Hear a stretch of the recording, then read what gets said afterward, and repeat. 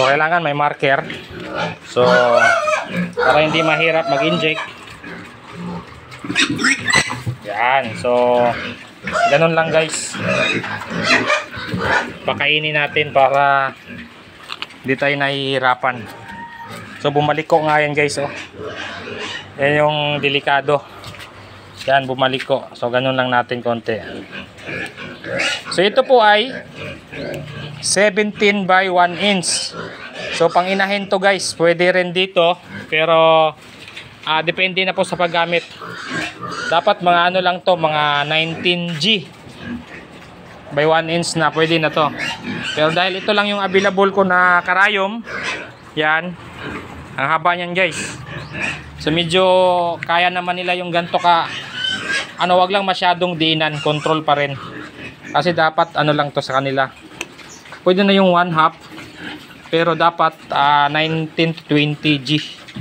Pero para hindi na kayo nalilito, so panginahin, pwede rin dito yan. Ito, ang panginahin ay 16, 17, 18 by 1 inch. Yan. Yan po yung gamit kong karayom panginahin. So, nakaisa na tayo. Ito guys, pangalawa. Ang likot. Kita nyo guys kung gaano kabilis. Oh. Tingnan nyo kung gaano kabilis yung pagturo ko. Ngayon guys, kailangan mabilis dahil kapag yan hindi binilisan, tapos ginaganyan mo lang, may posibilidad na mabalian tayo ng karayom. Kaya pabilisan po talaga. Tingnan nyo guys, ang bilis. Pero lagyan natin tab mark. Hindi, tab mark right. Oh.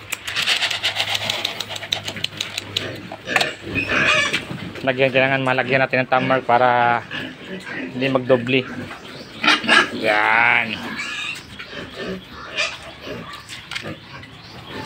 Mahirap kasi pag nagdobli. Yan, dito guys, tapos na natin vaksinan. Yan, nakapag-vaccine na tayo dito. So ganun lang po ang technique guys, pakainin nyo. Hindi nyo na kailangan pumasok dahil nagugulat sila, tumatakbo. So pakainin nyo lang.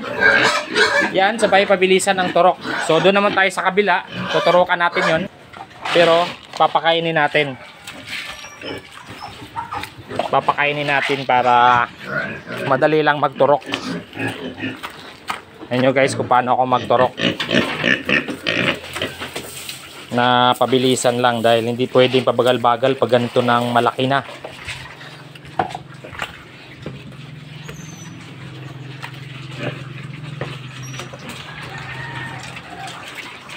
Nakita nyo kung gaano nakalikot yan. So kita nyo guys, parang kidlat lang, no?